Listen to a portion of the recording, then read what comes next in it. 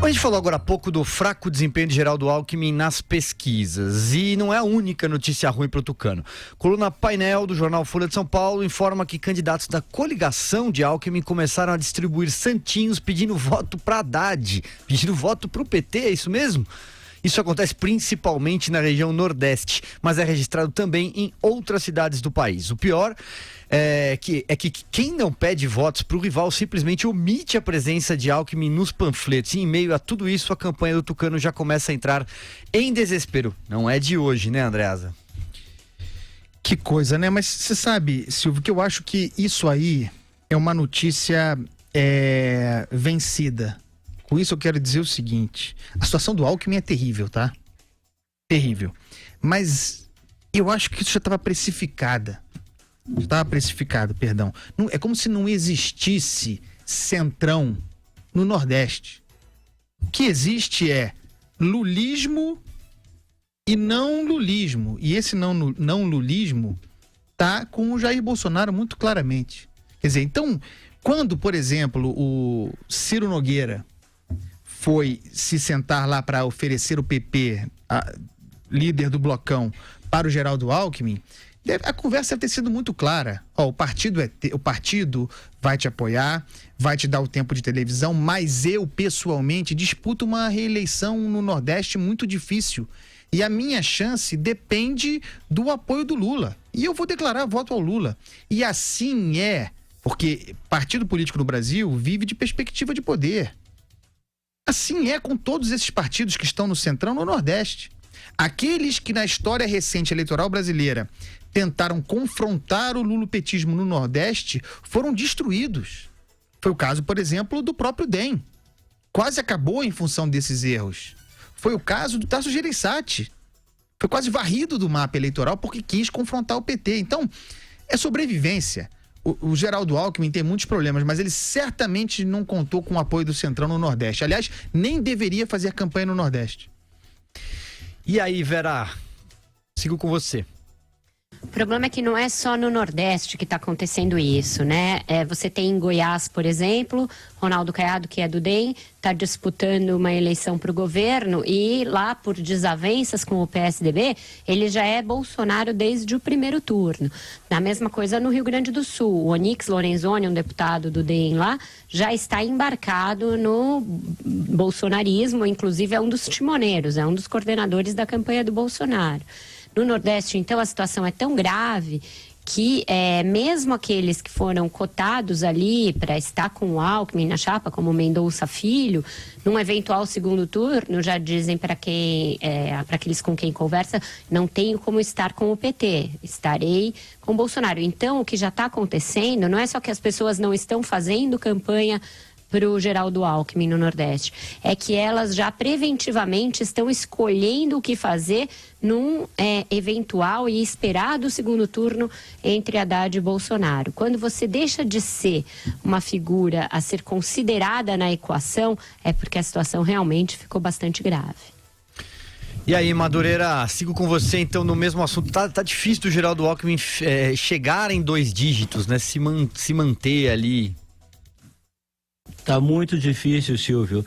E eu acho o seguinte, eu concordo com o Andreasa, eu não entendo por que o Alckmin insiste em fazer campanha do Nordeste.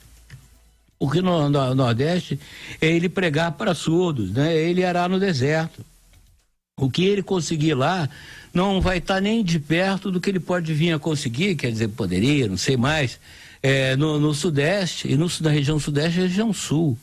Mas não, o grande problema é esse peso extraordinário que os estados do Nordeste têm dentro do quadro eleitoral brasileiro.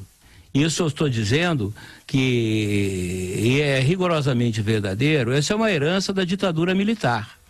Os militares fizeram com que os estados do Nordeste tivessem um peso desproporcional aos estados do Sul e do Sudeste, que evidentemente tem um peso na economia, né, na federação muito maior.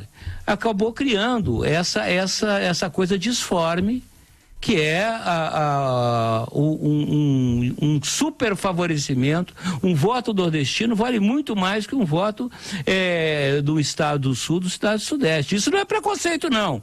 Isso são números. São números. Mas isso mais para o parlamento, né? O executivo é um voto. Mas o que acontece? É um homem e uma mulher, um voto. Perfeito. Mas, na definição do voto, na política do dia a dia, ali na comunidade eleitoral, o peso que o candidato proporcional tem, do candidato ao Congresso, né, em influenciar o seu eleitor, é muito grande. Na verdade, entendeu? Você cria pequenos feudos, pequenos núcleos de poder que lá fazem a difusão, né, das ideias naquela época dos candidatos da ditadura militar, ou seja, os candidatos do Partido da Arena. Essa desproporção foi feita especificamente naquela época. Não existia eleição para presidente, Vera. As eleições eram só proporcionais, mas a garantia que você tinha de dar a maioria no Congresso e dar a supremacia política ao partido dos militares, que era a Arena, era você criar, digamos, uma desproporção no quadro eleitoral. Isso está aí, nunca se mudou isso. Você queria fazer mais um comentário, Vera, é isso?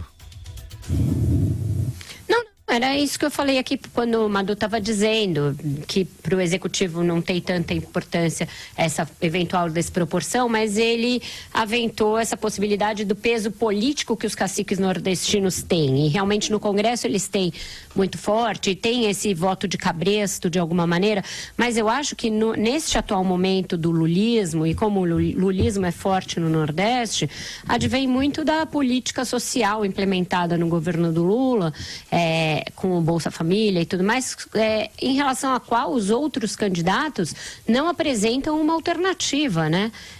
Virou um negócio, vamos manter e ampliar, sem que se discuta uma política para tirar a região Nordeste dessa dependência eterna de uma política assistencialista. Então, o assistencialismo entrou lá, chegou para ficar. Agora você tem uma situação que até pessoas que antes eram antípodas do lulismo lá, tipo Jarbas Vasconcelos, que fazia discursos ferrenhos contra o Lula, tá lá enfiado na aliança lulista em Pernambuco. Como que, se não pode vencê-los, junte-se a eles. É triste que seja assim, porque na política o ideal é que houvesse nitidez, né? Eu acho isso, eu sou contra aquilo, mas não, diante da impossibilidade de você vencer os seus adversários, você acaba entrando no barco deles. Isso tem um caráter extremamente deseducador para a população.